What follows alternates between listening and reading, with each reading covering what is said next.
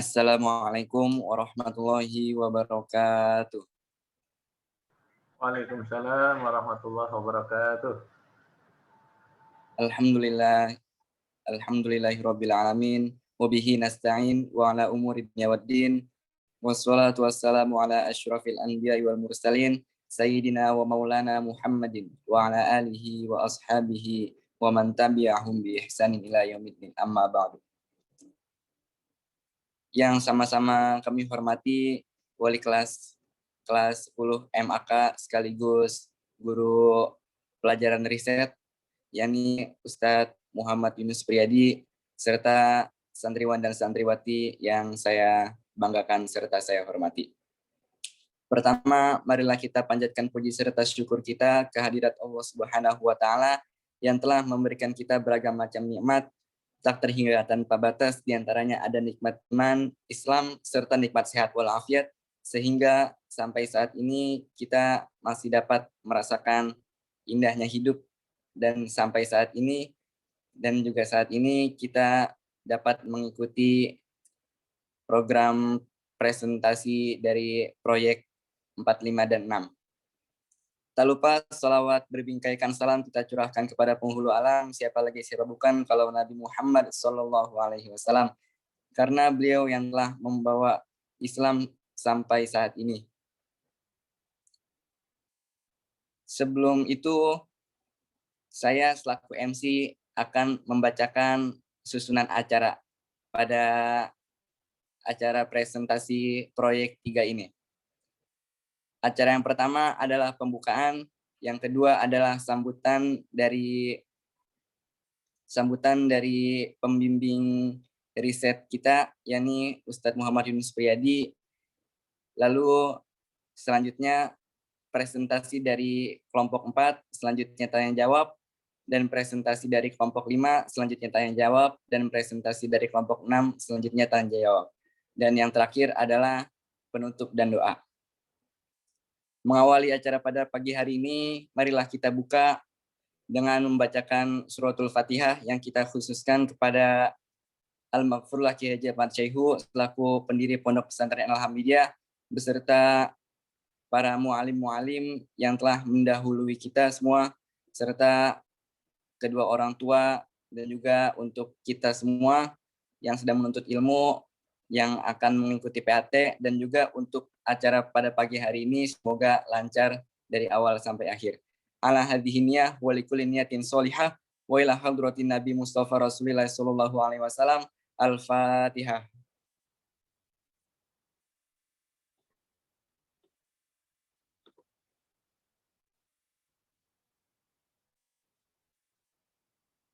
Shadaqallahul azim wa sadaqa rasuluhun nabiyul habibul karim wa nahnu ala dzalika minasyahidin wasyakirin walhamdulillahi rabbil alamin. Selanjutnya adalah sambutan dari pembimbing program riset kelas 10 MAK, yaitu kepada Ustadz Muhammad Yunus Priyadi. Waktu dan tempat kami sediakan. Shallu ala Muhammad.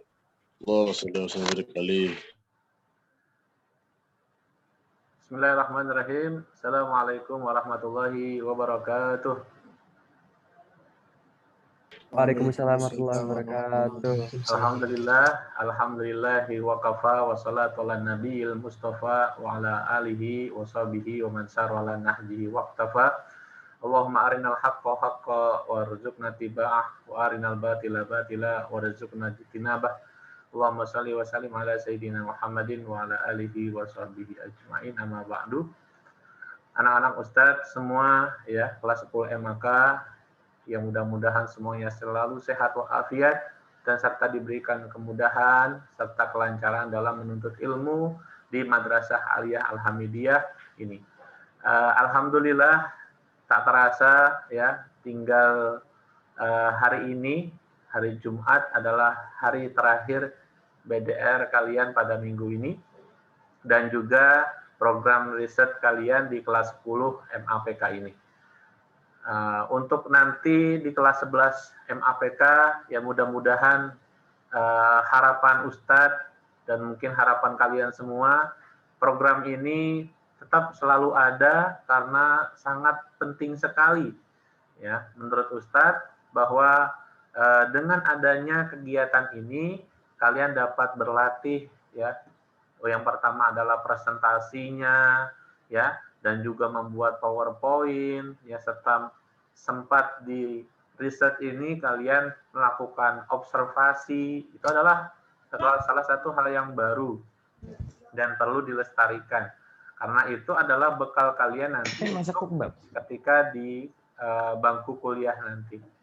Ya, karenanya pesan Ustadz ya selaku pembimbing ya, mudah-mudahan ya dengan presentasi selama beberapa semester ini itu menjadikan ilmu yang kalian dapatkan menjadi ilmu yang berkah dan bermanfaat, wabil khusus untuk agama dan bangsa Indonesia. Dan oleh karenanya Ustadz harapkan di kegiatan presentasi terakhir ini keaktifan kalian ya dalam pertama menyalakan kamera, kemudian menghormati orang yang berpresentasi ya, serta tidak mengganggu, dan terlebihnya kalian aktif dalam bertanya ya, dalam bertanya nanti. Jadi nanti jika seandainya ada yang bertanya, nah coba nanti MC ya, moderator memberikan kesempatan yang lain, teman-teman yang lain untuk menanggapi jawaban tersebut. Jadi dengan adanya tanya jawab dan juga tanggapan itu akan menghidupkan suasana presentasi hari ini. Jadi seperti itu. Jadi nanti ada yang bertanya, nanti juga ada yang menanggapi. Gimana nih? Saya mau menanggapi jawaban si fulan. Mungkin dari tanggapan itu ada bisa menguatkan jawaban, ada juga nanti bisa mempunyai jawaban yang lain. Nah, dari situ mungkin akan hidup yang namanya ya program ya riset proyek ketiga ini. Itu saja sambutan dari Ustadz selaku pembimbing, dan Ustadz mengucapkan terima kasih banyak kepada kalian semua karena sudah berusaha ya sebaik mungkin, dan mudah-mudahan Allah akan membalas kebaikan kalian semua. Amin amin ya rabbal alamin. Wallahul muwaffiq ila aqwamit thoriq. Assalamualaikum warahmatullahi wabarakatuh. Waalaikumsalam warahmatullahi wabarakatuh.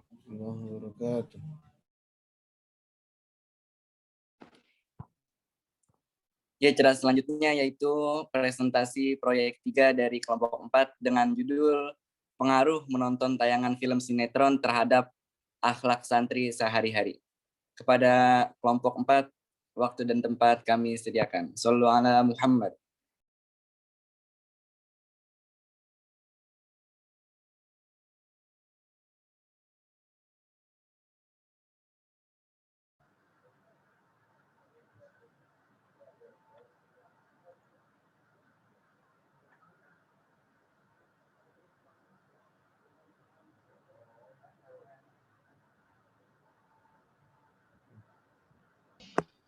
Assalamualaikum warahmatullahi wabarakatuh.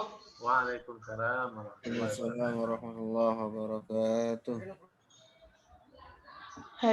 Pagi ini saya mau mempresentasikan hasil riset kami kelompok 4 yang berjudulkan Pengaruh Menonton Tayangan Film Sinetron Terhadap Akhlak Santri Sehari-hari. Yang beranggotakan Nifri Alifah, saya sendiri Holisa Latifah, Maulida Putri Ananta, dan Rufaidatul Mutmainah Adnan. Bismillahirrahmanirrahim. Kemajuan era globalisasi. Dalam era globalisasi sekarang ini, kemajuan di bidang ilmu pengetahuan dan teknologi memudahkan manusia untuk mengetahui perkembangan yang terjadi di negara-negara lain di belahan dunia ini secara cepat. Misalnya melalui televisi. Televisi atau TV merupakan salah satu kekuatan yang berfungsi bagi pembentukan citra, informasi, pengetahuan, pendidikan, kontrol sosial, dan hiburan bagi penonton televisi. Lebih condong menggunakan televisi sebagai media hiburan. Terlepas dari fungsi baik langsung maupun tidak langsung, tidak semua program yang ditayangkan di televisi dapat memperoleh manfaatnya.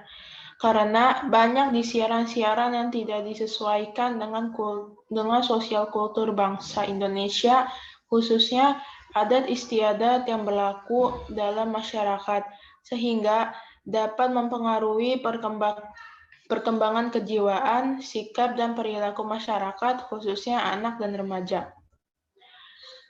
Sinetron religi merupakan salah satu acara yang ditayangkan TV swasta, selain sebagai hiburan, juga sebagai penerang serta pendidikan secara utuh.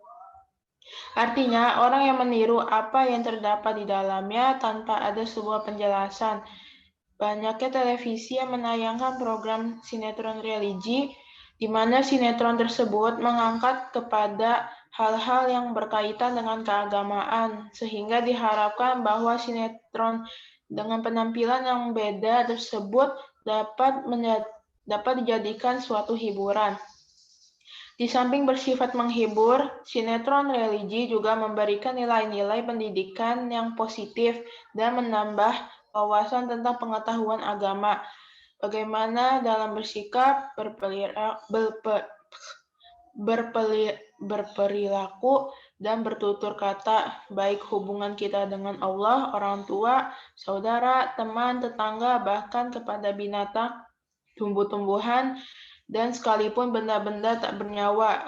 Sungguh disayangkan apabila sinetron religi yang ditayangkan di luar ajaran Islam cenderung di luar logika atau tidak masuk akal. Sinetron religi yang ditayangkan di TV ada juga bersumber dari Al-Quran dan hadis, seperti kisah-kisah tauladan para nabi yang di setiap ceritanya ada pesan moral yang ingin disampaikan pada pemirsa. Dan pesan inilah yang seharusnya dijadikan nilai-nilai pendidikan akhlak oleh pemirsa dan khususnya orang tua pada anak-anaknya. Sinetron model ini dapat dijadikan media menanamkan nilai-nilai akhlak pada anak yang dapat membantu mereka dalam rangka menyongsongkan hari esok agar menjadi manusia yang berbudi luhur baik dalam kehidupan keluarga, masyarakat, dan dalam kehidupan berbangsa dan bernegara. Adapun faktor-faktor yang mempengaruhi minat menonton sinetron religi adalah faktor internal merupakan faktor yang timbul dari dalam diri seseorang. Faktor ini sangat besar sekali pengaruhnya terhadap penguasaan pesan-pesan yang disampaikan dalam sinetron religi. Faktor eksternal adalah faktor yang timbul dari luar diri seorang. Adapun faktor eksternal yang dapat mempengaruhi aktivitas minat menonton sinetron adalah lingkungan masyarakat. Beberapa faktor yang membuat sinetron disukai yaitu isi pesannya sesuai dengan realitas sosial pemirsa, isi pesannya mengandung cerminan tradisi, nilai luhur, dan budaya masyarakat. Pemirsa, ini pesannya lebih banyak mengangkat permasalahan dalam persoalan yang terjadi dalam kehidupan masyarakat. Menonton sinetron bisa berdampak juga bagi para penonton. Salah satu dampak positifnya adalah berani bermimpi. Banyak sinetron yang menceritakan kisah orang kampung yang berhasil menjadi orang kaya karena kegigihan dalam bekerja. Perilaku baik dalam sinetron tentu ada karakter protagonis alias tokoh yang senantiasa melakukan kebaikan. Jika kita tonton, tentu perilaku ini akan menular pada diri kita. Menambah wawasan dan tahu cara bersosialisasi salah satunya juga. Dampak negatifnya dapat merusak moral dan watak seseorang, sebab dalam cerita sinetron itu sering kita lihat berbagai hal yang kurang baik seperti kata-kata kasar, hidup bermewah-mewahan, mode pakaian yang tidak sopan. Lalu menjadi orang yang malas karena lebih sering menonton sinetron dibandingkan mengerjakan pekerjaan rumah dan pekerjaan yang lainnya.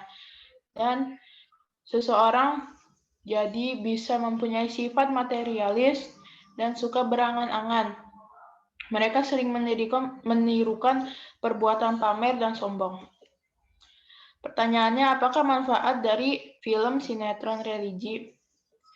Seorang dosen menjawab, dosen program studi Ilmu Komunikasi Universitas Islam Indonesia, Yogyakarta itu menyampaikan makalahnya Representasi Islam dalam Sinetron Religi. Dia menilai kurang tepat menyebut sinetron religius sebagai self-representation of Muslim in Indonesia. Bagaimanapun konteks paling kuat yang melatar belakangi maraknya sinetron religius adalah kekuatan permodal di balik proses produksinya, production house, pengelola stasiun televisi, dan pengiklanan yang menjadikan Islam sebagai komoditas untuk diperdagangkan, ujarnya. Kesimpulannya, televisi digunakan untuk media hiburan, yang salah satunya adalah sinetron religi yang berisikan pendidikan yang dapat ditiru dan berkaitan dengan agama dan berasal dari kisah dalam Al-Quran, seperti tauladan Nabi yang memberikan nilai positif bagi penontonnya yang menimbulkan pengaruh besar dalam diri dan lingkungannya. Kesukaan pada sinetron dikarenakan kerealitaan sosial yang mengandung cerminan nilai luhur budaya masyarakat yang dijadikan pelajaran hidup, perilaku baik pada tokoh protagonis yang sering dilakukan dalam lingkungannya seperti saling menolong sesama, juga perilaku buruk pada tokoh antagonis seringkali dicontohkan yang dapat merusak moral seperti berkata buruk. Itu saja dari saya. Terima kasih. Wassalamualaikum warahmatullahi wabarakatuh.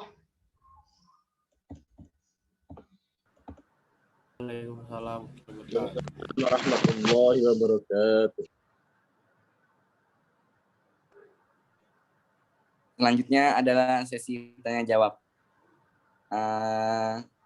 Dari masing-masing kelompok mungkin ada yang ingin ditanyakan terkait presentasi kelompok 4 tadi.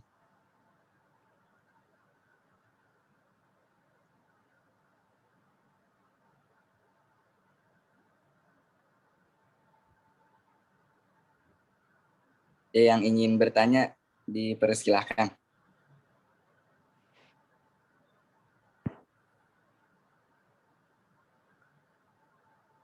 Ya, silakan. Kelompok 1 mungkin. Ya, Ustaz, saya mau nanya, saya kelompok 1. Silakan.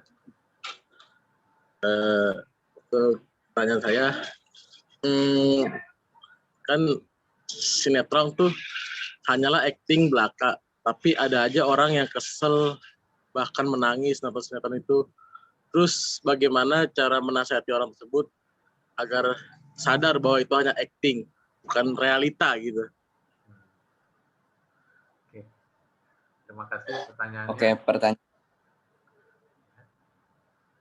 Ya, selanjutnya ada yang ingin ditanyakan lagi? Dari kelompok-kelompok lain? Saya Tat. Siapa ini? Rizky. Iya, Tat. Oke, silakan Rizky. Assalamualaikum warahmatullahi wabarakatuh. Waalaikumsalam warahmatullahi wabarakatuh. Apakah sinetron yang di Indosiar seperti Azab, kisah nyata itu termasuk sinetron religi apa enggak? Oke. Oke. Ya, adalah ya. apakah sinetron Indosiar termasuk sinetron religi atau tidak? Ya, pertanyaannya akan ditampung dulu. Apakah dari kelompok lain ada yang ingin bertanya terkait presentasi kelompok 4? Ada. Ya, siapa? Ya, silakan. Assalamualaikum warahmatullahi wabarakatuh. Saya Julfadli dari kelompok 6. Menanya, kan kebanyakan sinetron tuh ratingnya 13 tahun ke atas. Terus, apakah anak di bawah umur 13 tahun diperbolehkan menonton sinetron bergenre religi? Terima kasih. Syukran. Assalamualaikum warahmatullahi wabarakatuh. Ya, terima kasih pertanyaannya. Apakah ada yang ingin ditanyakan lagi dari kelompok-kelompok lain? Cukup ya 3 aja, 3 pertanyaan aja. Nanti bisa dibacakan. Pertanyaannya diulang. Yang pertanyaan pertama Azhar, kemudian Rizky Maulana, kemudian Zulfadli. Nah, nanti silakan dari Kholisa dan teman-teman yang lainnya juga ikut bantu ya, ikut bantu menjawab ya. Gitu. Silakan MC. Ya, pertanyaan pertama tadi dari Azhar Adi Firmansyah, yaitu kenapa kan sinetron itu cuman acting belaka. Terus kenapa ada orang yang sampai nangis kesel-kesel nonton sinetron itu, padahal itu kan hanya acting doang. Nah, pertanyaannya bagaimana menasihati orang tersebut agar tidak terpengaruh kepada sinetron. Terus pertanyaan yang kedua ada dari Maul Rizky Maulana. Pertanyaannya, apakah sinetron Azab yang ada di Indosiar itu termasuk sinetron religi atau bukan? Terus pertanyaan yang ketiga dari Zulfadli, kebanyakan sinetron itu bergenrenya untuk umur 13 tahun ke atas. Apakah anak di bawah umur boleh menonton genre religi? Itu pertanyaannya. Silakan kepada kelompok 4 untuk dijawab.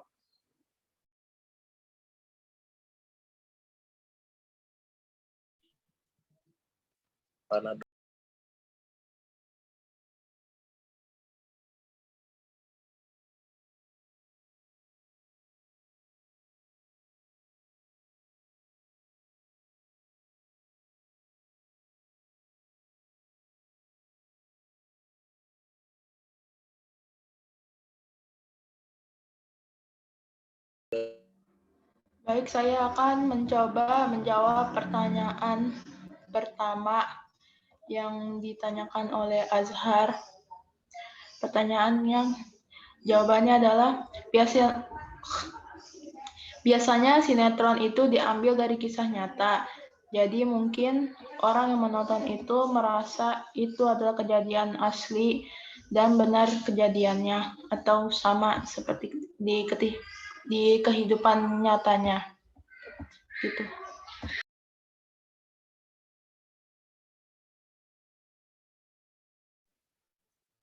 Oke, apakah Saudara Azhar merasa terjawab? Ya, alhamdulillah. Saya merasa terjawab. Tapi cara nasihatin orang seperti itu gimana? Kan belum jawab.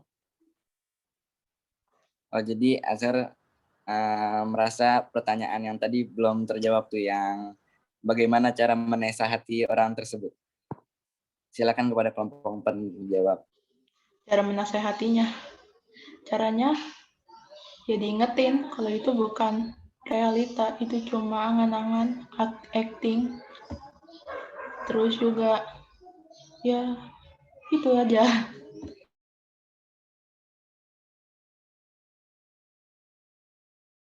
Ya, apakah Saudara Azhar sudah merasa terjawab? Alhamdulillah, wa syukurillah. Alhamdulillah sudah terjawab. Terima kasih kelompok 3. Ya, terima kasih kepada kelompok 4 atas jawaban dari pertanyaan 1 tadi. Selanjutnya pertanyaan yang kedua, Rizky Maulana. Kebanyakan sinetron itu bergenre untuk umur 13 tahun ke atas. Apakah anak di bawah bukan. Apakah sinetron Azab yang ada di Indosiar itu termasuk sinetron religi? Bukan. Silakan.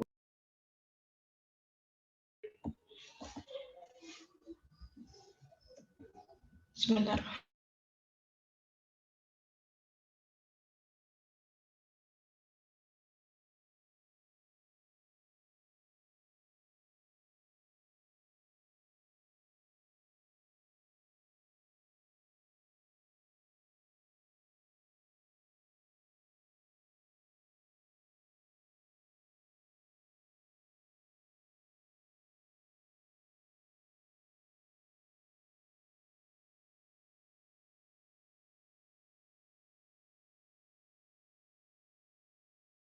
Atau tidak. Azab adalah sebuah sinetron religi yang tayang di Indosiar. Sinetron ini bercerita tentang seorang manusia yang banyak berbuat dosa semasa hidupnya dan membuatnya mendapat hukuman dari Tuhan berupa azab di akhir hidupnya. Gitu. Apakah Saudara Rizky Maulana merasa terjawab? Ya Allah, alhamdulillah terjawab. Oke, Syukron. lanjut. Baik, lanjut langsung ke pertanyaan ketiga. Apakah anak di bawah umur boleh menonton sinetron religi? Jika sudah diberi rating 13 tahun ke atas, tandanya tidak diperbolehkan anak di bawah umur untuk menonton. Namun jika film religi itu untuk membangun karakter anak, itu boleh saja untuk ditonton oleh anak-anak. Itu saja dari saya. Terima kasih. Ya, apakah Saudara Zulfadli sudah merasa terjawab? Sudah, alhamdulillah. Ya udah. Ya, telah selesai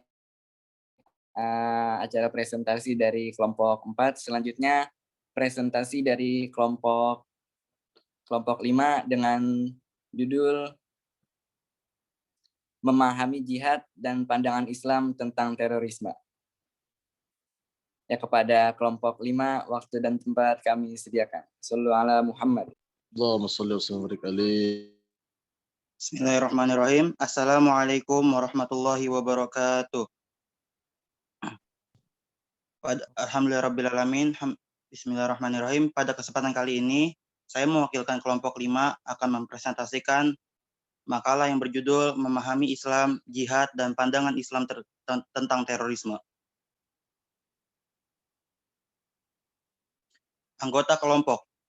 Yang pertama yaitu Muhammad Fakih Kurnia, yang kedua yaitu Muhammad Isyam Al-Tailah, yang ketiga yaitu Muhammad Rizky Maulana, yang keempat yaitu Muhammad Muharrami Habibi. 1. Definisi Islam.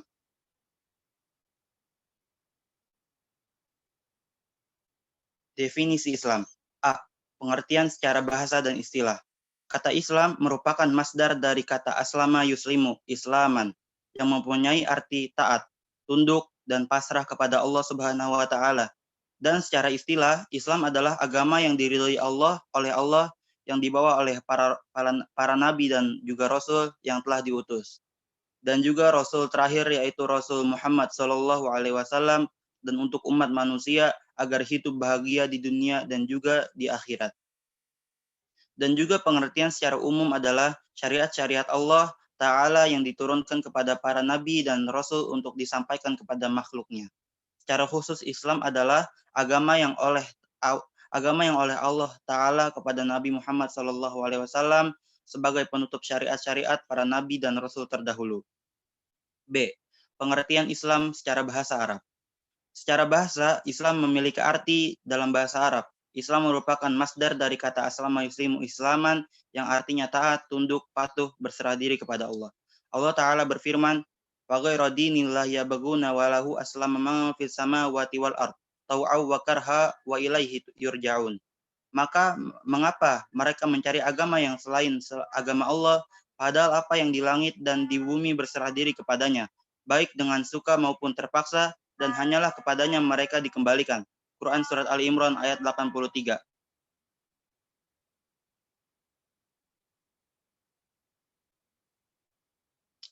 C. Pengertian Islam menurut Al-Quran. Allah Ta'ala berfirman, Al-yawma akmaltu lakum dinakum wa atmamtu alaikum ni'mati wa raditu lakumul islami dina. Pada hari ini telah aku sempurnakan agamamu untukmu, dan aku telah cukupkan nikmatku bagimu, dan telah aku ridhoi Islam sebagai agamamu. Quran Surat Al-Ma'idah ayat 3. D. Pengertian Islam menurut hadis. Bunyal Islamu ala khamsin. Sami'atu Rasulullah sallallahu alaihi wasallam yaqul an Abi Abdurrahman Abdullah bin Umar bin Khattab radhiyallahu anhu qala Ra'aul Bukhari wa Muslim syahadati alla ilaha illallah Muhammadur Rasulullah wa iqamis shalah wa ita'iz zakah wa hajjil baiti wa shaumi Ramadan.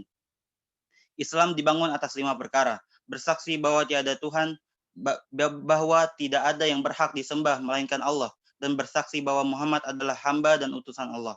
Menunaikan salat, menunaikan zakat, menunaikan haji ke Baitullah, dan berpuasa Ramadan. Hadis riwayat Bukhari dan Muslim, hadis Bukhari nomor 8 dan hadis Muslim nomor 16. B. Pengertian Islam menurut para ulama. Al-Hafiz Ibnu Katsir Al-Basri rahimahullah berkata, wa attiba'ur rasul fi ma ja'a wa bihi al-Islam. Artinya, Islam adalah mengikuti apapun yang dibawa oleh para rasul. Imam Al-Qurtubi rahimahullah berkata, ad-dinu huwa huna huwa ta'ah wal islamu huwal iman wat ta'ah. Agama adalah ketaatan dan Islam adalah iman dan ketaatan.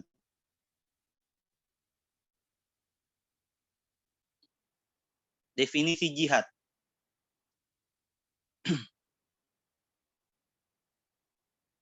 Definisi jihad. A. Pengertian jihad menurut bahasa. Kata jihad berasal dari kata al-jahdu dengan difathahkan huruf jimnya yang bermakna kelelahan dan kesusahan. Atau dari al-juhdu dengan didomahkan huruf jimnya yang bermakna kemampuan. Kalimat balagul juhdu bermakna mengeluarkan kemampuannya, sehingga orang yang berjihad di jalan Allah adalah orang yang mencapai kelelahan karena Allah dan meninggikan kalimatnya, yang menjadikannya sebagai cara dan jalan menuju surga. Di balik jihad memerangi jiwa dan jihad dengan pedang, ada jihad hati, yaitu jihad melawan syaitan dan mencegah jiwa dari hawa nafsu dan syahwat yang diharamkan. Juga ada jihad dengan tangan dan lisan berupa amar ma'ruf nahi mungkar. B. Pengertian jihad menurut istilah. Pengertian jihad menurut istilah memiliki sebuah arti yang cukup luas, yaitu bisa dalam bidang apapun seperti mencari nafkah di jalan yang benar dan diridhoi Allah Subhanahu wa taala. Dan dalam bidang berperang terhadap orang kafir atau orang yang memusuhi agama Islam dan jauh dari rahmat Tuhan, tentu saja dapat lembaga dan jalan yang sesuai dengan syariat Islam. Makna jihad secara istilah sangat luas. Mulai dari berjuang membela agama Allah, dakwah, perang melawan kaum kafir atau qital, hingga berjuang mencari nafkah untuk keluarga. Salah satu pengertian jihad secara istilah atau menurut konsep Islam adalah hadis berikut ini. Wal mujahadu man jahada nafsahu fit ta'ah lillah wal muhajiru min hajara ma nahallahu anhu. Mujahid adalah orang yang berjihad memerangi jiwanya dalam ketaatan kepada Allah, dan muhajir adalah orang yang berhijrah dari larangan Allah. Hadis riwayat Ahmad. Definisi jihad. C. Jenis dan tingkatan jihad. Jihad, jika kata jihad dengar banyak orang, maka konotasinya adalah jihad memerangi orang kafir. Hal ini hanyalah salah satu dari bentuk dan jenis jihad karena pengertian jihad lebih umum dan lebih luas dari hal tersebut. Oleh karena itu, Imam Ibnul Qayyim menjelaskan jenis jihad ditinjau dari objeknya dengan menyatakan bahwa jihad memiliki 4 tingkatan, yaitu 1. Memerangi jihad memerangi hawa nafsu. Yang kedua, jihad memerangi syaitan. 3. Jihad memerangi orang kafir. Dan 4. Jihad memerangi orang munafik.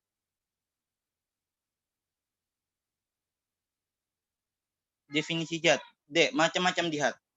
Berdasarkan ayat tersebut, jihad terbagi 2, yaitu jihadul ma'ali atau jihad dengan harta. Yang kedua, jihadul nafsi, jihad dengan diri atau jiwa raga.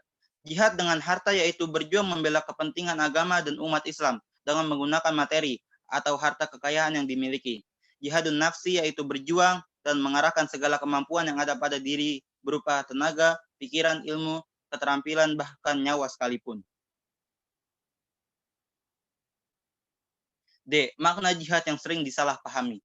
Ulama sekaligus tokoh Islam internasional, Dr. Zakir Naik mengatakan, ada satu kata dalam Islam yang sering disalahartikan, yaitu kata jihad.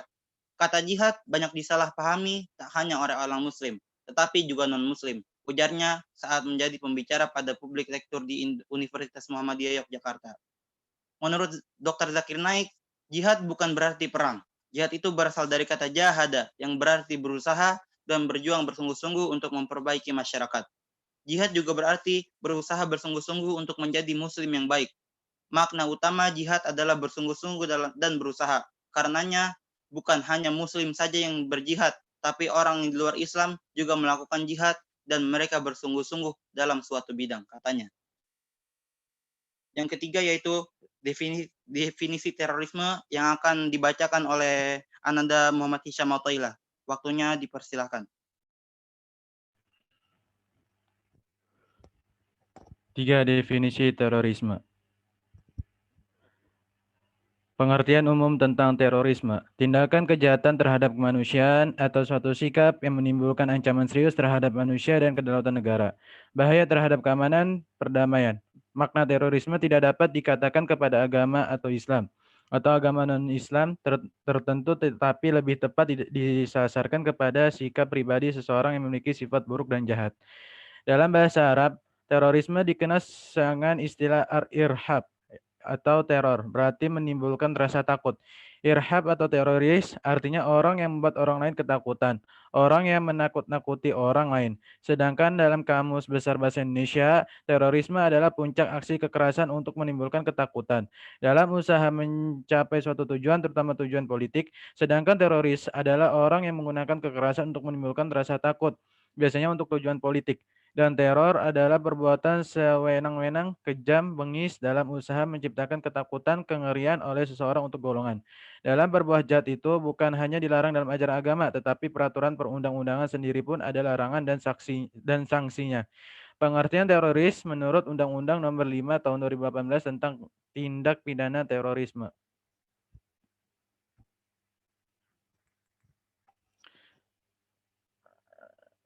Teroris adalah perbuatan yang menggunakan kekerasan atau ancaman kekerasan yang menimbulkan suasana teror atau rasa takut secara meluas, yang dapat menimbulkan korban yang bersifat massal dan atau menimbulkan kerusakan atau kehancuran terhadap objek vital yang strategis, lingkungan hidup, fasilitas publik atau fasilitas internasional dengan motif ideologi politik atau gangguan keamanan.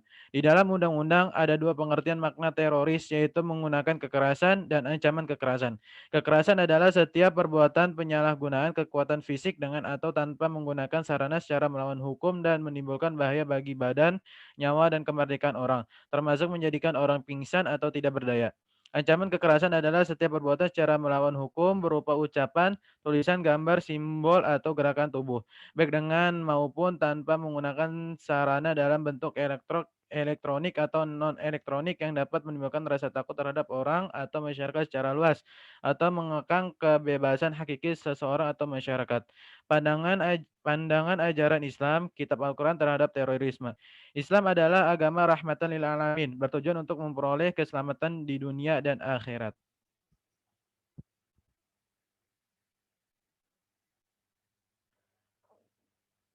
Ajaran Islam lebih mengutamakan perdamaian sebelum terjadinya konflik, dan peperangan adalah jalan terakhir, dan pengecualiannya adalah untuk membela diri dari kezaliman. Islam tidak pernah untuk mengajarkan umatnya untuk melakukan terorisme. Terorisme bukanlah bagian dari Islam dan ajaran yang diserukan oleh Allah dan Rasulullah. Berikut adalah dalil-dalil yang berkaitan dengan pandangan Islam yang melawan terorisme. Dan jika mereka condong kepada perdamaian, maka condonglah kepadanya dan bertakwalah kepada Allah. Sesungguhnya Dialah yang Maha mendengar lagi Maha mengetahui. Quran Surat Al-Anfal ayat 61. Dalam tafsir dijelaskan, perang diizinkan dalam Islam adalah demi melindungi dakwah, mempertahankan diri, dan atau melawan kezaliman, meski berperang bukanlah satu-satunya cara yang dikehendaki. Bahkan terciptanya perdamaian adalah lebih didambakan oleh Islam. Dan karena itu, wahai kaum muslim, jika mereka atau sebagian dari orang-orang kafir itu condong kepada perdamaian, maka terimalah. Sebab bukan perang itu sendiri yang dikehendaki Islam, dan untuk menguatkan mental kalian dari kemungkinan munculnya pengkhianatan di balik perdamaian tersebut, maka bertakwalah kepada Allah, serahkan seluruh urusan kepadanya. Setelah berusaha sekuat tenaga, sungguh Dia Maha mendengar segala bentuk percakapan mereka, Maha mengetahui apa saja yang mereka rencanakan atas kalian. Dan Allah pasti akan membela kalian bila mana takwa kepada Allah dan taat kepada Rasulullah Shallallahu Alaihi Wasallam.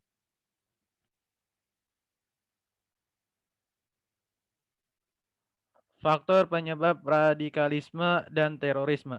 Menurut para ulama Arab, Syekh Dr. Naji Ibrahim dan Syekh Ali Hasan Al-Halabi, radikalisme dan terorisme mengatasnamakan Islam disebabkan dua faktor ulama. Yang pertama, paham takfiri, pengapiran, dan yang kedua, paham ekstrem terhadap jihad. Sikap-sikap negara Arab terhadap radikalisme dan terorisme. Kerajaan Arab Saudi, Grand Mufti atau Ketua Ulama Senior, Syekh Abdul Aziz bin Abdullah menegaskan pemikiran radikalisme dan terorisme sama sekali bukan dari Islam, bahkan merupakan musuh Islam nomor satu. Kelompok tersebut sebagai perpanjangan Khawarij yang merupakan kelompok pertama yang keluar dari Islam karena sikap mereka yang mengkafirkan kaum muslim lainnya. Yang kedua, Raja Abdullah 29/06/2014 menyatakan kita tidak akan biarkan sekelompok kecil radikal dan teroris mempergunakan Islam untuk kepentingan sendiri untuk menakut-nakuti umat Islam. ISIS atau Al-Qaeda IM adalah organisasi terlarang.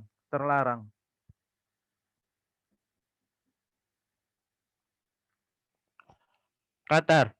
Menlu Qatar Dr. Khalid bin Muhammad Al-Attiyah menyatakan tidak mendukung kelompok ekstremis termasuk ISIS dalam bentuk apapun. Lebanon memerangi ISIS dan Nusrah ISIS berideologi takfiri. Yordan dan Mesir. Syekh Ali Hasan Al-Halabi Yordan dan Syekh Dr. Naji Ibrahim Mesir. Radikalisme dan terorisme seperti AQ dan ISIS bukan Islam. Mereka menganut paham takfiri dan jihad ekstrim. ISIS lebih berbahaya dari AQ. Pakistan, Syekh dari Muhammad Tahir Ul-Qadri, radikalisme dan terorisme ialah Khawarij yang menganut paham takfiri.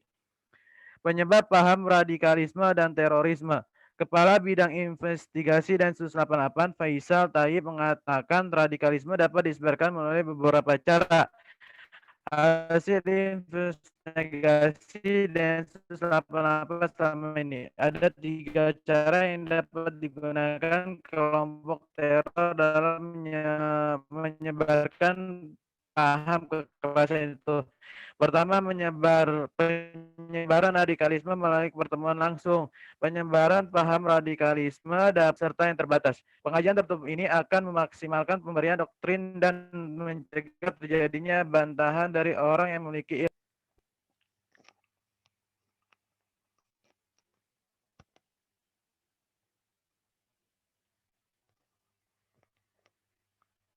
Next.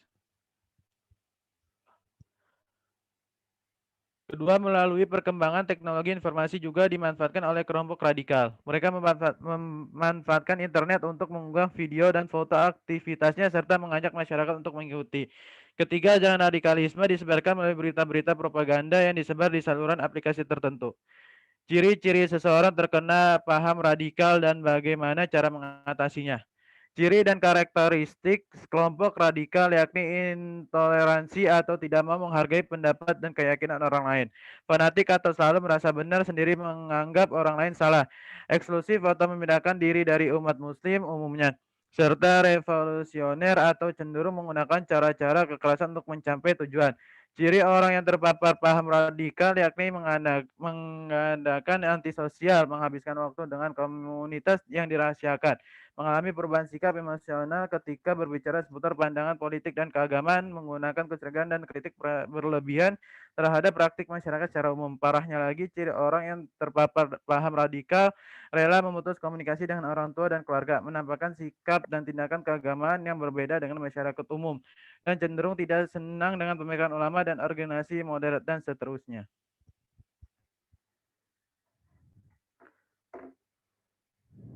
Cara menghadapi atau mencegah radikalisme dan terorisme agar tidak semakin menjamur terutama di bangsa Indonesia ini antara lain. 1. Hal pertama yang dapat dilakukan untuk mencegah paham radikalisme dan tindak terorisme ialah memperkenalkan ilmu pengetahuan dengan baik dan benar. Pengenalan tentang ilmu pengetahuan ini harusnya sangat ditekankan kepada siapapun, terutama kepada para generasi muda.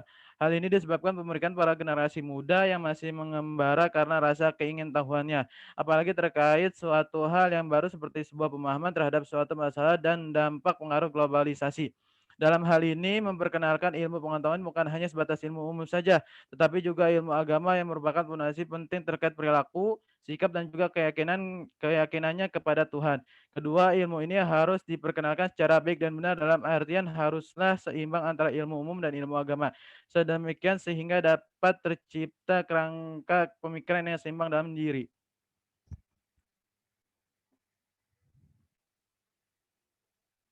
Syam gantian Syam sama Maul.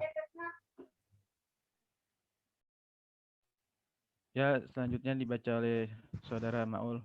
Bismillahirrahmanirrahim. 2. Hal kedua yang dapat dilakukan untuk mencegah pemahaman radikalisme dan tindak terorisme ialah memahamkan ilmu pengetahuan dengan baik dan benar. Setelah memperkenalkan ilmu pengetahuan dilakukan dengan baik dan benar, langkah berikutnya ialah tentang bagaimana cara untuk memahamkan ilmu pengetahuan tersebut. Karena tentunya tidak hanya sebatas mengenal, pemahaman terhadap yang dikenal juga diperlukan. Sedemikian sehingga apabila pemahaman akan ilmu pengetahuan, baik ilmu umum dan ilmu agama sudah tercapai, maka kekokohan pemikiran yang dimiliki akan semakin kuat. Dengan demikian, maka tidak akan mudah goyah dan terpengaruh terhadap pemahaman tentang radikalisme, sekaligus tindakan terorisme, dan tidak menjadi penyebab lunturnya Bhinneka Tunggal Ika sebagai sebuah Indonesia. 3. Kesenjangan sosial yang terjadi juga dapat memicu munculnya pemahaman radikalisme dan tindakan terorisme. Sedemikian sehingga agar kedua hal tersebut tidak terjadi, maka kesenjangan sosial harusnya diminimalisir. Apabila tingkat pemahaman radikalisme dan tingkat terorisme tidak ingin terjadi pada suatu negara termasuk Indonesia, maka kesenjangan antara pemerintah dan rakyat harusnya diminimalisir. Caranya ialah pemerintah harus mampu merangkul pihak media yang menjadi perantara dengan rakyat sekaligus melakukan aksi nyata secara langsung kepada rakyat. Begitu pula dengan rakyat. Mereka harusnya juga selalu memberikan dukungan dan kepercayaan kepada pihak pemerintah bahwa pemerintah akan mampu menjalankan tugasnya dengan baik sebagai pengayom rakyat dan pemegang kendali pemerintahan negara. Next.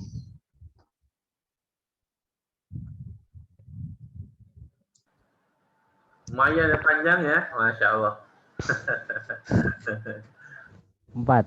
Menjaga persatuan dan kesatuan juga bisa dilakukan sebagai upaya untuk mencegah pemahaman radikalisme dan tindakan terorisme di kalangan masyarakat, terlebih di tingkat negara. Sebagaimana kita sadari bahwa dalam sebuah masyarakat pasti terdapat keberagaman dan kemajemukan. Terlebih dalam sebuah negara yang merupakan gabungan dari berbagai rakyat. Oleh karena itu, menjaga persatuan dan kesatuan dengan adanya kemajuan tersebut sangat perlu dilakukan untuk mencegah masalah radikalisme dan terorisme. Salah satu yang bisa dilakukan dalam kasus Indonesia ialah memahami dan menjalankan nilai-nilai yang terkandung dalam Pancasila. Sebagaimana semboyan yang tertera di sana ialah Bhinneka Tunggal Ika. 5. Aksi perdamaian mungkin secara khusus dilakukan untuk mencegah tindakan terorisme agar tidak terjadi. Kalaupun sudah terjadi, maka aksi ini dilakukan sebagai usaha agar tindakan tersebut tidak semakin meluas dan dapat dihentikan. Namun apabila kita tinjau lebih dalam bahwa munculnya tindakan terorisme dapat berawal dari muncul pemahaman radikalisme yang sifatnya baru, berbeda dan cenderung menyimpang sehingga menimbulkan pertentangan dan konflik. Oleh karena itu, salah satu cara untuk mencegah agar hal tersebut dalam kurung pemahaman radikalisme dan tindakan terorisme tidak terjadi ialah dengan cara memberikan dukungan terhadap aksi perdamaian yang dilakukan baik oleh negara atau pemerintah, organisasi atau ormas maupun perseorangan.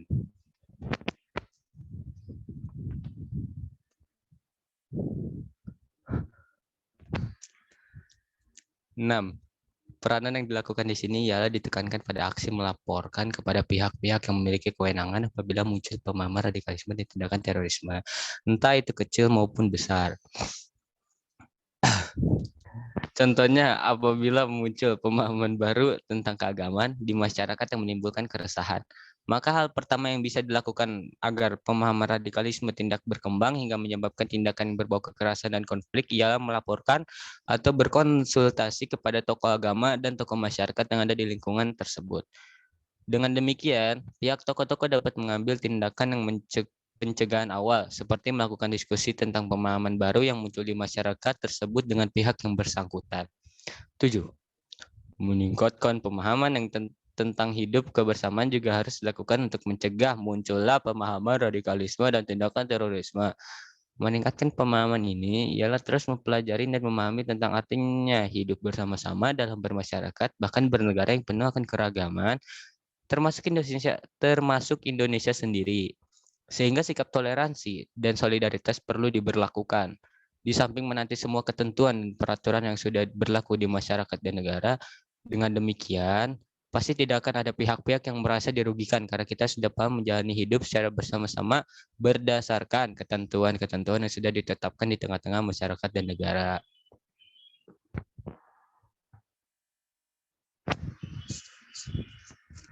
8. Menyaring informasi yang didapatkan juga merupakan salah satu cara yang dapat dilakukan untuk mencegah pemahaman radikalisme dan tindakan terorisme. Hal ini dikarenakan informasi yang didapatkan tidak selamanya benar dan harus diikuti. Terlebih dengan adanya kemajuan teknologi seperti sekarang ini, di mana informasi bisa datang dari mana saja. Sehingga penyaringan dapat terhadap informasi tersebut harus dilakukan agar tidak menimbulkan kesalahpahaman, di mana informasi yang benar menjadi tidak benar dan informasi yang tidak benar menjadi benar. Oleh karena itu, kita harus bisa menyaring informasi yang didapat sehingga tidak sembarangan membenarkan, menyalahkan, dan terpengaruh untuk langsung mengikuti informasi tersebut. 9. Mensosialisasikan di sini bukan berarti kita mengajak untuk menyebarkan pemahaman radikalisme dan melakukan tindakan terorisme. Namun kita mensosialisasikan tentang apa itu sebenarnya radikalisme dan terorisme. Sehingga nantinya akan banyak orang yang mengerti tentang arti sebenarnya dari radikalisme dan terorisme tersebut. Di mana kedua hal tersebut sangatlah berbahaya bagi kehidupan, terutama kehidupan dijalani secara bersama-sama dalam dasar kemajemukan atau keberagaman. Jangan lupa pula untuk mensosialisasikan tentang bahaya, dampak, serta cara-cara untuk bisa menghindari pengaruh pemahaman radikalisme dan tindakan terorisme.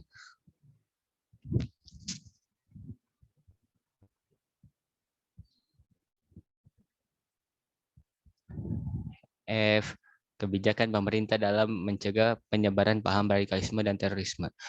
Kebijakan pertama yang dilakukan adalah dengan menerbitkan aturan tentang teroris lintas batas yang dapat mencabut status kewarganegaraan warga negara Indonesia atau WNI yang bergabung dengan kelompok terorisme yang berada di luar negeri. Dengan begitu, seluruh hak yang dimiliki sebagai WNI secara langsung hilang saat menjejak kaki di sana. Kebijakan kedua adalah bersama Badan Nasional Penanggulangan Terorisme atau disingkat BNPT, perangi terorisme di dalam negeri, dengan mencanangkan rencana aksi nasional tentang pencegahan dan penanggulangan ekstremisme yang berbasis kekerasan. Pada kebijakan tersebut, kedua lembaga ini akan secara fokus melakukan program deradikalisasi kepada masyarakat dalam negeri yang terpapar terorisme. Caranya melalui dialog-dialog yang melibatkan para tokoh agama maupun masyarakat yang mempunyai keahlian pada bidangnya. Kebijakan ketiga, berkoordinasi secara intensif dengan instansi pemerintah terkait dalam mencegah intoleransi. Dalam hal ini bersama seluruh instansi melakukan upaya-upaya dalam mencegah tindakan toleransi yang terjadi di masyarakat. Intoleransi merupakan sikap yang harus dicegah dari mungkin karena hal itu menjadi cikal bakal paham radikalisme. Oleh karena itu, kebijakan ini mendorong partisipasi seluruh instansi pemerintah menanggulangi hal tersebut dan tidak cukup dikerjakan oleh satu lembaga saja.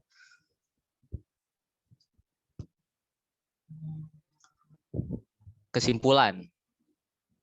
Setelah saya mencoba mencari beberapa referensi dan melakukan observasi virtual yang disebabkan masih dalam masa pandemi COVID-19, saya membuat riset yang berjudul Memahami Islam, Jihad, dan Pandangan Islam tentang Terorisme.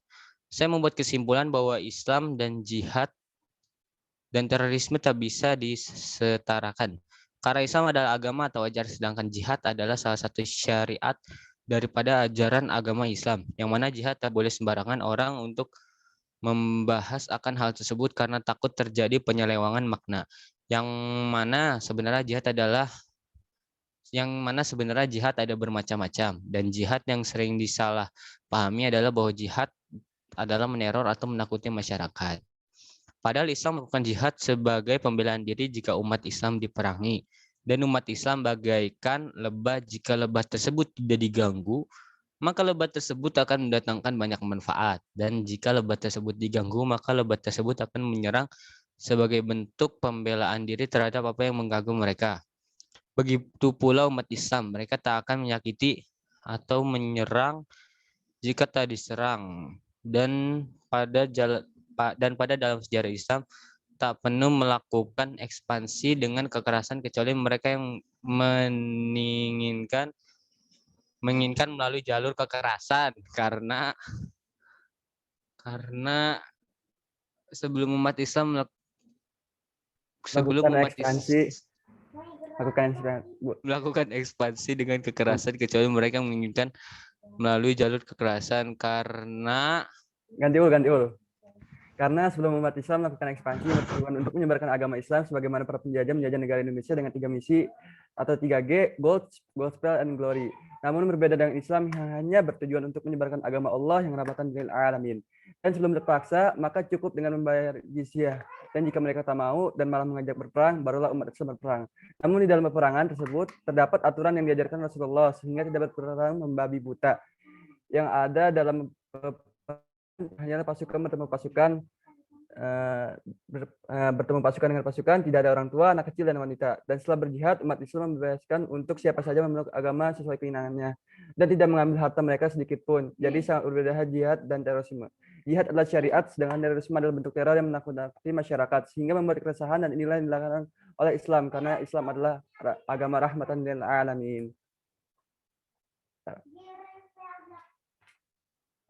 Ini daftar pustakanya, sumber-sumbernya. Terima kasih. Ada yang mau nanya? Sebelum ditutup ada yang mau nanya?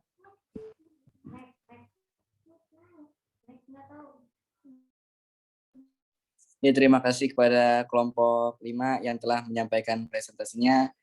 Sekarang adalah sesi tanya jawab bagi kelompok-kelompok yang ingin bertanya, dipersilahkan.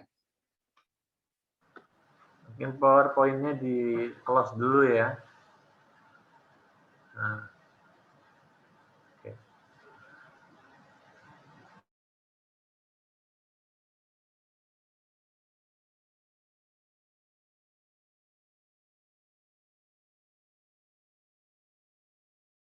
Zar, katanya mau nanya, Zar. Silakan yang lain dulu, nanti saya habis yang tanya.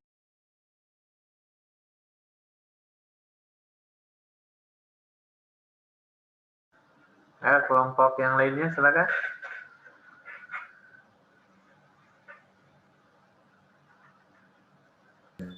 Ustadz mau tanya.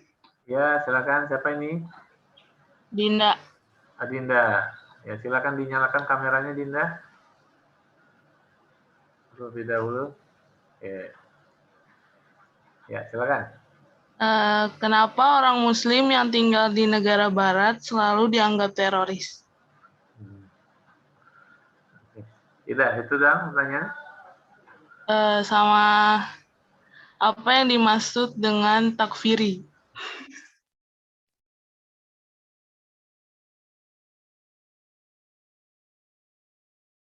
Oke, pertanyaannya saya tampung dulu. Kepada kelompok lain, apakah ada yang ingin ditanyakan lagi terkait presentasi? Ana boleh nanya lagi, Ana? Ya, silakan. Ya, silakan. Tadi kan mengenai tentang jihad. Jihad itu kan bukan perang doang kan. Terus pertanyaan saya, berjalan ke masjid itu termasuk jihad kan?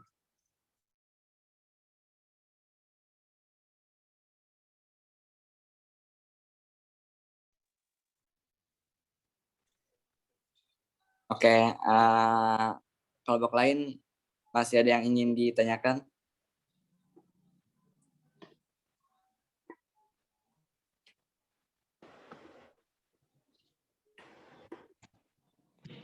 Ya, boleh lagi saya.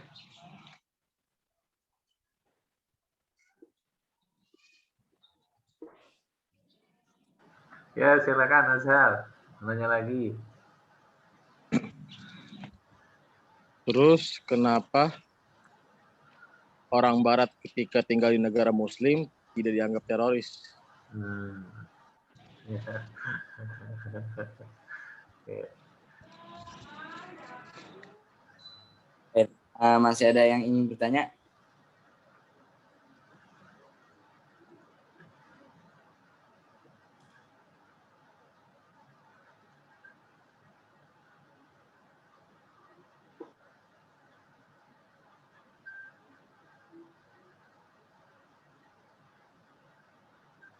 Ada lagi gak? Saya Ustaz menanya, Ya, silakan. Ya, siapa nih? silakan. kan kita tuh tahu kalau sekarang itu ada maraknya berita tentang rakyat Palestina yang diserang sama Yahudi Israel. Nah, gimana caranya jihad membela rakyat Palestina? Oke.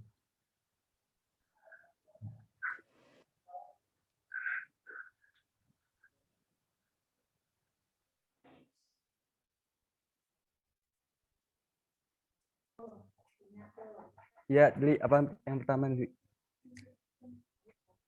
Jadi pertanyaan yang pertama tadi ada dari Adinda Nisrina. Nya Jangan berisik dong.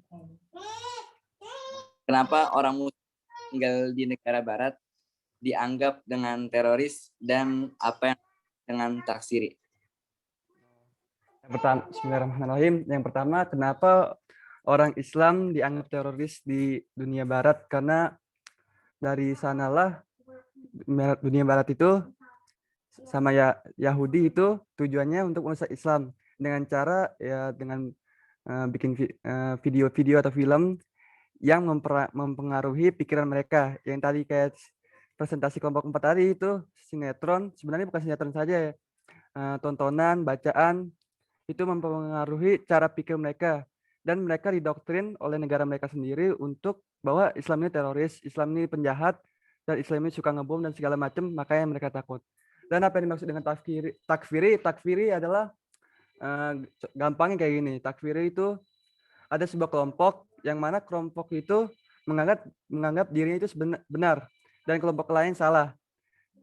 Jadi dia menganggap diri mereka sendiri itu, kelompok mereka itu merasa paling benar dan mengkafirkan kelompok-kelompok yang lain. Jadi surga itu serasa milik mereka dan yang lain masuk neraka semua. Oke. Lanjut pertanyaan kedua. Pertanyaan yang kedua tadi dari Azhar, kan jihad itu kan nggak selalu tentang perang. Pertanyaannya, apakah jalan ke masjid itu termasuk jihad atau enggak? Terus sama satu lagi, kenapa orang Barat yang berada di negara Muslim tidak dianggap sebagai teroris?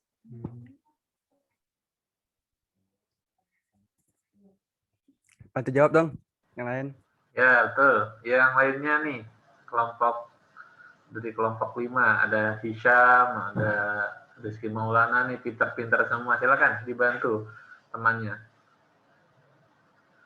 Coba mohon diulang Adli pertanyaannya. Oh, diulang lagi pertanyaannya. Hisham menjawab. Kata Azhar, jihad itu kan nggak selalu tentang perang. Apakah jalan itu termasuk jihad atau enggak? Sama satu lagi, kenapa orang Barat yang berada di negara Muslim tidak dikatakan sebagai teroris? Kameranya dinyalakan ya.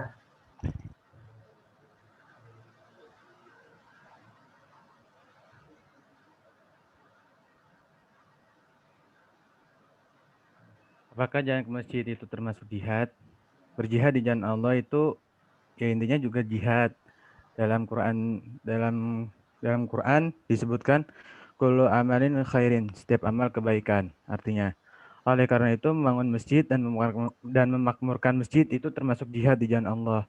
Menginfakkan harta untuk kegiatan-kegiatan sosial keagamaan juga termasuk jihad di jalan Allah. Berarti apakah jalan ke masjid termasuk jihad? Iya, itu termasuk jihad. Yang kedua nih. Jam. Ada aja yang jawab. Ya. Ini tadi kenapa orang Barat ketika tinggal di tempat orang Muslim itu nggak dikatakan teroris? Ya karena orang Islam itu nggak intoleransi sama siapa saja gabung. Yang penting bukan kafir harbi. Selama bukan kafir harbi, kita harus menghormati ajaran mereka dan juga melindungi mereka. Itu. Tuh Bang, puas gak? Ente jalan-jalan aja lagi. Insyaallah, alhamdulillah. Syukran ala hadirin. Lanjut, Li. Selanjutnya yang ketiga tadi dari Nifri, kan sekarang kan banyak tuh berita-berita tentang Palestina kan diserang sama Israel. Nah, gimana cara kita jihad untuk membela Palestina? Tapi kita kan di Indonesia nih, gimana tuh? Dengan cara membantu donasi aja, itu juga termasuk jihad di jalan Allah. Dan selain membantu donasi, ya kita di sini mendoakan dari kita masing-masing, dari rumah kita masing-masing, dan kita juga mempersiapkan ilmu, amal, dengan fisik, dan siapa tahu saja yang laki-laki nih ya, kita nanti menjadi pasukannya Imam Mahdi di akhir zaman yang akan membebaskan Masjid Al-Aqsa dan juga membunuh orang-orang Yahudi. Yaitu intinya ilmu, amal, dan fisik. Siapin itu. Gimana, Maulida? Jawabannya?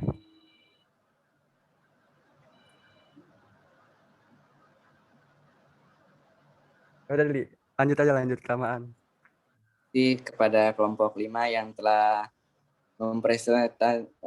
mempresentasikan proyek 3-nya dan jawaban-jawabannya. Berlanjut ke presentasi yang terakhir dari kelompok 6 dengan judul Hikmah di balik larangan mudik saat pandemi.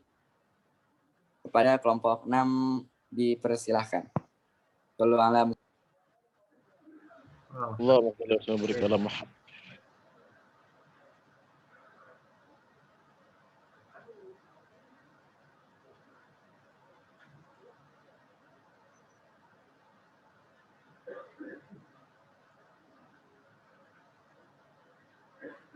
Assalamualaikum warahmatullahi wabarakatuh. Waalaikumsalam warahmatullahi wabarakatuh. Hikmah di balik larangan mudik saat pandemi. Riset proyek 3 kelompok 6. Anggota Zulfadli Zikri Kurnia, Farizi Arafat, Muhammad Rafid Noval, dan Wildan Taufiki Ahsan. Latar belakang masalah. Baru-baru ini pemerintah mengeluarkan kebijakan larangan mudik Lebaran tahun 2021 karena adanya pandemi COVID-19 yang tak kunjung usai. Akibatnya banyak masyarakat yang merasa sedih dan juga protes karena keinginannya terhalang untuk pulang dan bersilaturahim ke kampung halaman. Perumusan masalah. Apa tujuan pemerintah melarang masyarakat untuk mudik Lebaran tahun 2021 di masa pandemi? Apa dampak dari larangan mudik Lebaran tahun 2021 di masa pandemi? Apa saja hikmah yang dapat diambil dari larangan mudik Lebaran tahun 2021 di masa pandemi? Tujuan penelitian. Tujuan penelitian kami adalah untuk mengambil hikmah dari kebijakan pemerintah mengenai larangan mudik Lebaran tahun 2021 di masa pandemi, serta mengetahui pendapat sebagian masyarakat terhadap kebijakan tersebut. Bab 1. Larangan mudik Lebaran tahun 2021. Guna mencegah penyebaran COVID-19 di bulan puasa dan masa Lebaran, pemerintah memperlakukan larangan mudik dan pengetatan perjalanan yang harus dipatuhi oleh semua lapisan masyarakat. Aturan mudik untuk tahun 2021 ini sudah sah dikeluarkan dan mulai berlaku. Namun masih banyak masyarakat yang bingung tentang aturan tersebut. Awalnya pemerintah hanya mengeluarkan larangan mudik untuk tanggal 6 sampai 17 Mei 2021. Lalu beberapa waktu kemudian keluar peraturan tentang pengetatan perjalanan yang diberlakukan sejak H-14 dan H+7. Larangan mudik atau pada tanggal 22 April sampai 5 Mei dan 18 sampai 24 Mei 2021. Berikut perbedaan keduanya. Pada larangan mudik, masyarakat dilarang sama sekali untuk keluar kota, kecuali untuk urusan tertentu yang syaratnya tertuang dalam aturan resmi pemerintah. Sementara pada masa pengetatan perjalanan, masyarakat masih diizinkan untuk bepergian keluar kota, namun dengan syarat dokumen yang diperketat di semua ini. Larangan mudik berlaku tanggal 6 sampai 17 Mei tahun 2021. Selama masa larangan mudik ini, masyarakat dilarang bepergian keluar kota menggunakan moda transportasi apapun termasuk darat, yaitu mobil, motor, bus, travel, kereta api, dan lain-lain, laut, serta udara. Bab 2. Tujuan larangan mudik Lebaran tahun 2021.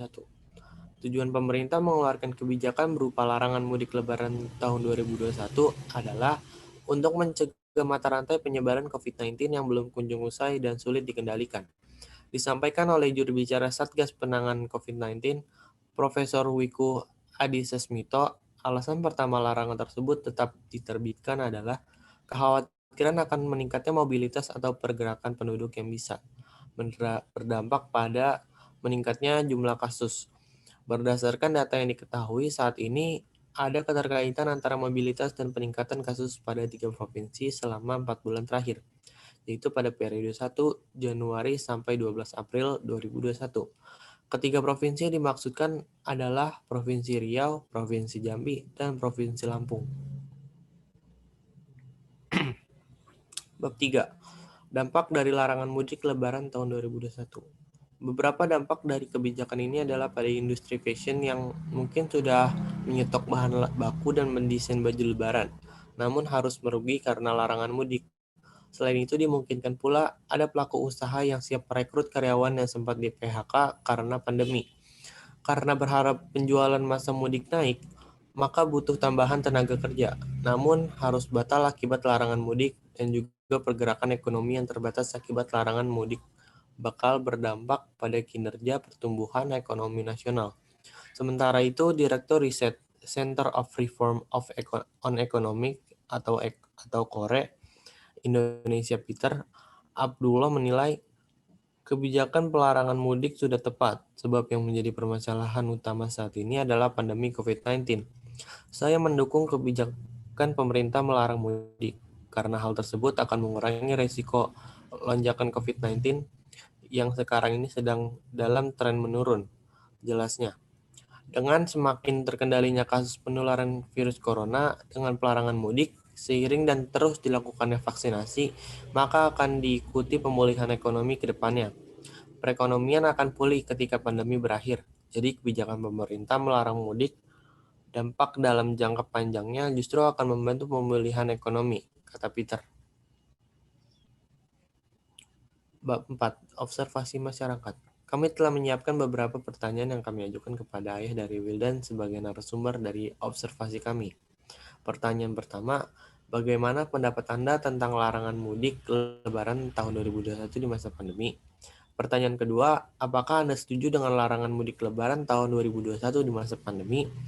Pertanyaan ketiga, menurut Anda apa saja dampak negatif dan positif serta hikmah dari larangan mudik lebaran tahun 2021 di masa pandemi? Dan berikut adalah jawaban-jawaban dari ketiga pertanyaan di atas. Jawaban pertama, larangan mudik berguna untuk menekan pencegahan penyebaran mata rantai COVID-19. Jawaban pertanyaan yang kedua, ya setuju. Jawaban pertanyaan yang ketiga, dampak positifnya adalah untuk menekan pencegahan penyebaran COVID-19 yang kian meluas, serta menjaga kesehatan masyarakat. Dampak negatifnya adalah terbatasnya momen lebaran sebagai ajang silaturahmi, serta berkurangnya perputaran ekonomi daerah atau lokal karena tidak adanya pemudik dari luar daerah seperti saat kondisi normal. Kesimpulan dan penutup. Dari kasus-kasus dan pembahasan di atas dapat disimpulkan bahwa larangan mudik lebaran tahun 2021 menuai berbagai pendapat. Ada yang setuju dan ada yang menolak. Ada yang pro dan ada yang kontra. Ada manfaat dan ada mudarat. Namun kami yakin bahwa sesungguhnya kebijakan tersebut adalah untuk kemaslahatan bersama dan bukan untuk membatasi silaturahmi antar sanak saudara. Karena silaturahim tetap dapat dilaksanakan meski tanpa bertatap wajah secara langsung. Mungkin sekian riset penelitian kami berjudul Hikmah di balik larangan mudik lebaran tahun 2021.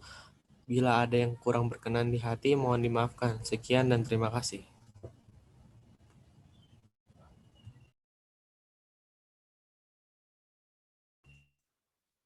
Terima kasih kepada kelompok 6 atas presentasi yang diberikan. Berlanjut ke acara sesi tanya jawab. Dari kelompok-kelompok lain, jika ada yang ingin ditanyakan, waktu dan tempat kami sediakan.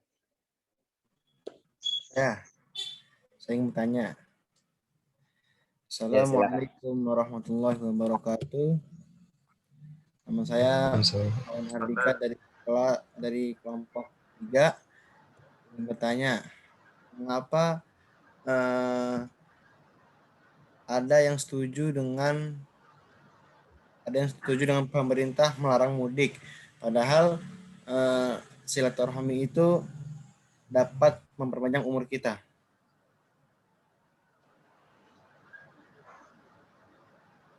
Oke, ada lagi yang ingin bertanya? Saya Muhammad Fakih dari kelompok 5. Mengapa pemerintah melarang mudik namun pemerintah membolehkan wisata yang mengakibatkan di kampung sepi tapi di kota malah ramai dan mengakibatkan penaikan kurva COVID-19. Ya, kayak gitu. Ada lagi yang ingin bertanya? Saya ingin bertanya. Ya. Assalamualaikum warahmatullahi wabarakatuh. Saya Muhammad Rahmat. Saya ingin bertanya, bagaimana kalau ditemukan ada petugas polisi atau aparat keamanan menerima uang sogokan dari pemudik supaya bisa lolos dari penyekatan? Maka langkah apa yang harus diperbuat selaku seorang yang mengerti agama? Oke, apakah masih ada yang ingin bertanya? Sudah cukup ya, 3 pertanyaan aja ya. Oke. Jadi pertanyaan yang pertama tadi dari Mawan Hardika, pertanyaannya adalah kenapa ada yang setuju dengan pemerintah melarang mudik, padahal silaturahmi kan bisa memperpanjang umur kita nih. Gimana tuh? Silakan kepada kelompok 6 untuk dijawab.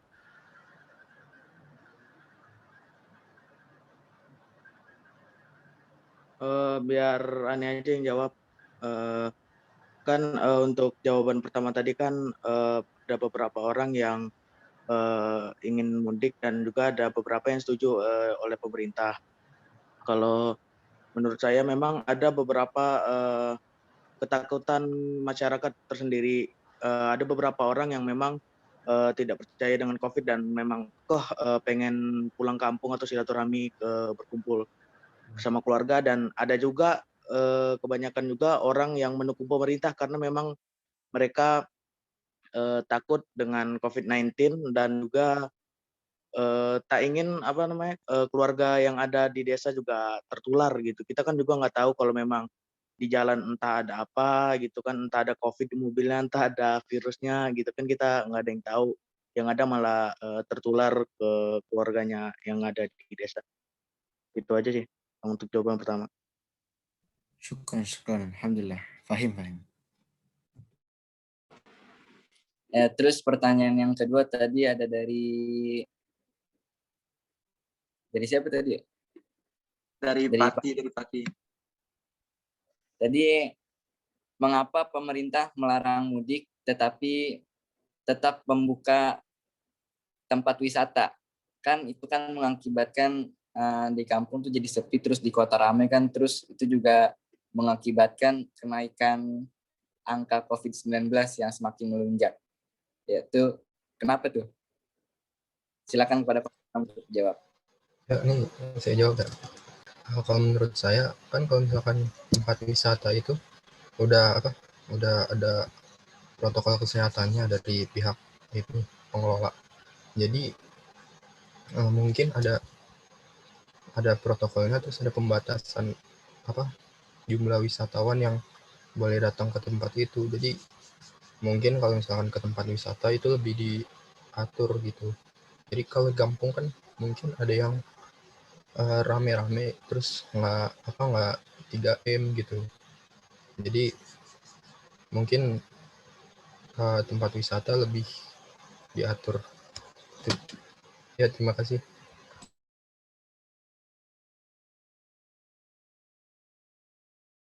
Ya, apakah sudah merasa terjawab? Ya, lumayan. Oke, berlanjut ke pertanyaan yang terakhir dari Rahmat. Pertanyaannya, bagaimana kalau ada petugas yang menerima uang sogokan biar lolos nih? Kan waktu itu kan pernah viral tuh video kan, polisi dikasih duit tuh sama orang yang lagi mudik biar lolos dari pencegahan itu. Nah, pertanyaannya langkah apa yang harus dilakukan biar itu tuh nggak terjadi?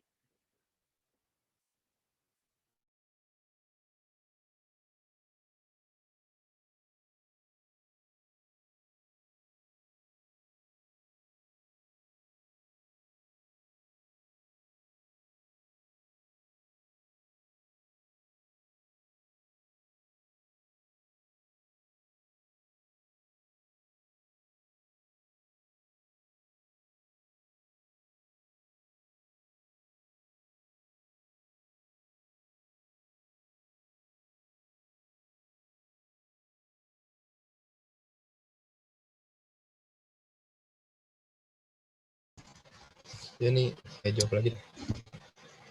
Kalau masalah sogok-sogokan gitu, mungkin kesadaran masing-masing ya. Jadi memang polisinya yang pemudiknya juga kalau misalkan ditilang, kalau suruh balik, seharusnya mau balik. Nah, untuk polisinya yang nerima sogokan, itu kesadarannya dia sendiri, harusnya dia tahu kalau uangnya itu salah kalau misalkan dipakai. Ya gitu aja sih. Ya, apakah sudah merasa terjawab? Alhamdulillah sudah kasih. Terima kasih kepada kelompok 6 yang telah mempresentasikan hasil presentasinya serta menjawab jawaban-jawaban tadi dari pertanyaan yang sudah ditanyakan. Berlanjut ke acara yang terakhir, yaitu penutup dan doa yang akan disampaikan oleh Saudara Davin Ihsan. Kepadanya dipersilahkan. Shallallahu ala Muhammad.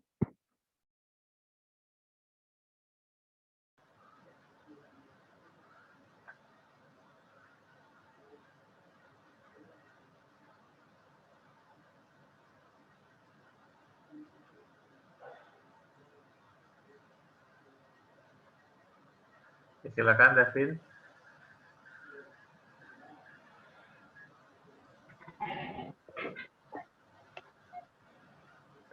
Assalamualaikum warahmatullahi wabarakatuh. Waalaikumsalam warahmatullahi wabarakatuh.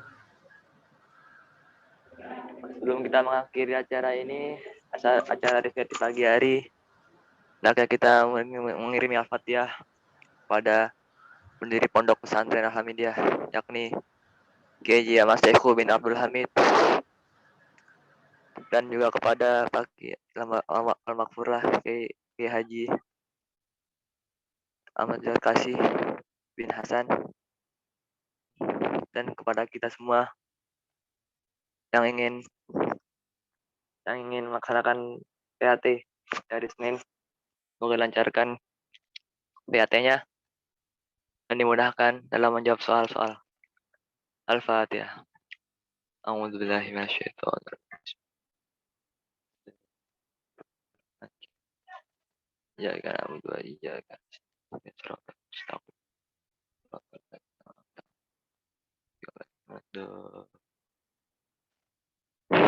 Wa'afwana ya karim, wa'afwana ya karim, wa'afwana ya karim. Birahmatika ya arhamar rahimin. Allahumma bihaqil Fatihah, bisyirril Fatihah, bil mu'jizatil Fatihah. Ya farijal ham, ya kashifal gham, ya man yabihi yaghfiru yarham. Allahumma dafiyal bali, Allahumma dafiyal bali, rahman dafiyal bali, rahim. Subhanakallahumma wa tahiyyatuhum fiha salam wa akhir da'wahum alhamdulillahi alamin. Assalamualaikum warahmatullahi wabarakatuh. Terima kasih kepada Saudara Davin Ihsan atas doa yang telah dibawakan. Telah selesai acara kita pada hari ini. Saya selaku moderator meminta maaf atas segala kekurangan dan segala kesalahan, baik yang disengaja maupun yang tidak disengaja. Juga saya berterima kasih kepada Ustadz Muhammad Yunus Priyadi yang telah mendampingi kita dari awal sampai akhir, serta seluruh partisipan yang telah berpartisipasi di dalam Zoom ini.